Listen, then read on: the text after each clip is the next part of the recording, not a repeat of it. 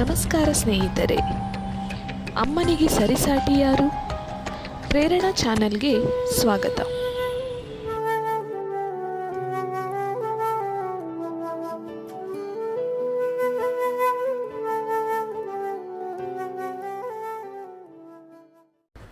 ಅಮ್ಮ ಎಷ್ಟು ಸುಂದರವಾದ ಪದ ಅಲ್ಲವಾ ಸ್ನೇಹಿತರೆ? ಅಮ್ಮ ಎಂದರೆ ಪ್ರಪಂಚದಲ್ಲಿಯೇ ಸ್ವಾರ್ಥ ಇಲ್ಲದಿರುವ ಏಕೈಕ ಜೀವ. ಅವಳು ತನ್ನ ಮಕ್ಕಳಿಗಾಗಿ ಯಾವ ತ್ಯಾಗಕ್ಕೂ ತಯಾರಾಗಿರುತ್ತಾಳೆ. ಈ ಜಗತ್ತಿನಲ್ಲಿ ಯಾರು ಯಾವಾಗ ಬೇಕಾದರೂ ಬದಲಾಗಬಹುದು, ಆದರೆ ಹೆತ್ತ ತಾಯಿಯ ಪ್ರೀತಿ ಯಾವತ್ತಿಗೂ ಬದಲಾಗದು. ಅವಳ ಋಣ ತೀರಿಸಲು ಎಷ್ಟು ಜನ್ಮ ಬಂದರೂ ಸಾಲದು.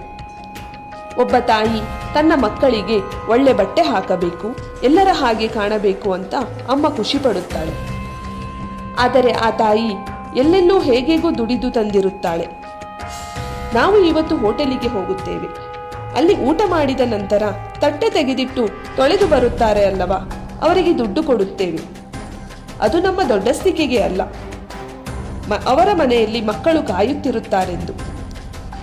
ಜೀವನಗೋಸ್ಕರ ತನಗಿಲ್ಲದಿದ್ದರೇನು, ತನ್ನ ಹರಿದ ಬಟ್ಟೆಯನ್ನು ಮುಚ್ಚಿಕೊಂಡು ತನ್ನ ಮಕ್ಕಳಿಗೆ ಒಳ್ಳೆಯ ಬಟ್ಟೆಯನ್ನು ಕೊಡಬೇಕೆಂದು.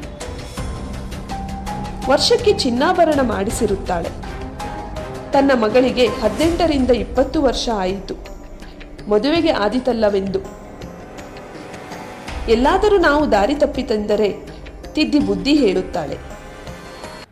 ಸ್ನೇಹಿತರೆ, ಅಮ್ಮ ನಾವು ಚಿಕ್ಕ ಮಕ್ಕಳಿಂದ ಹಿಡಿದು ಇಲ್ಲಿಯವರೆಗೆ ನಮ್ಮನ್ನು ನೆನಪು ಮಾಡಿಕೊಂಡು ಬಂದಳಲ್ಲ.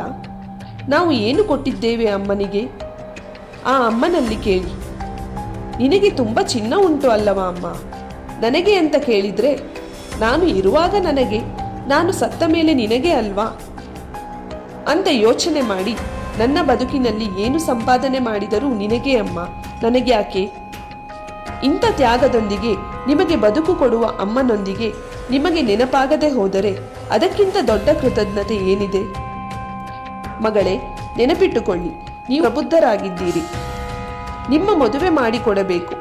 ನಾನು ಮೊನ್ನೆ ಕೇಳಿದ್ದೆ, ಏನು ಮಾಡುತ್ತೀರಿ ಎಂದರೆ ಸೀರೆ ಮಡಚುತ್ತಿದ್ದೆ ಎಂದು. ಏನು ಸೀರೆ ಮಡಚುತ್ತಿರುವುದು ಎಂದರೆ, ಮಗಳ ಮದುವೆ ದಿನ ಹತ್ತಿರ ಬಂತಲ್ಲ, ಅವಳಿಗೆ ಕೊಡಬೇಕಾದ ಸೀರೆ ಪ್ಯಾಕ್ ಮಾಡಬೇಕಲ್ವಾ, ಅದಕ್ಕೆ ಮಡಚುತ್ತಿದ್ದೇನೆ.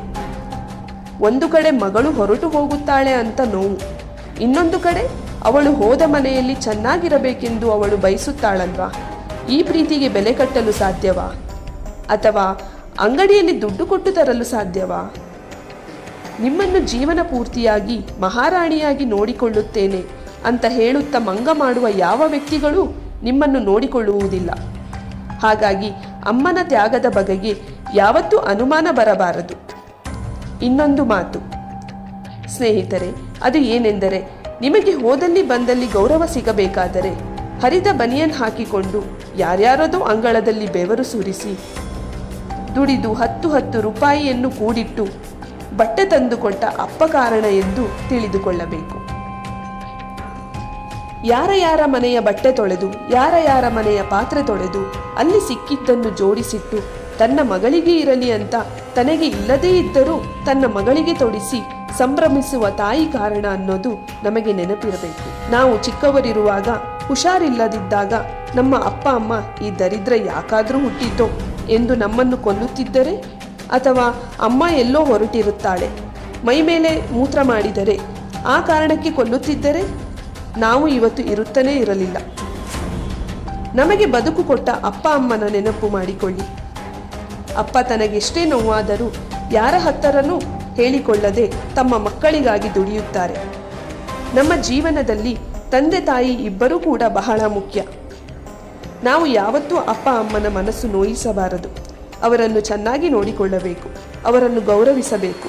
ಇದಕ್ಕೆ ಏನಂತೀರಾ ಸ್ನೇಹಿತರೆ? ಮತ್ತೆ ಇನ್ನೊಂದು ವಿಡಿಯೋದಲ್ಲಿ ಸಿಗೋಣ. ಧನ್ಯವಾದಗಳು.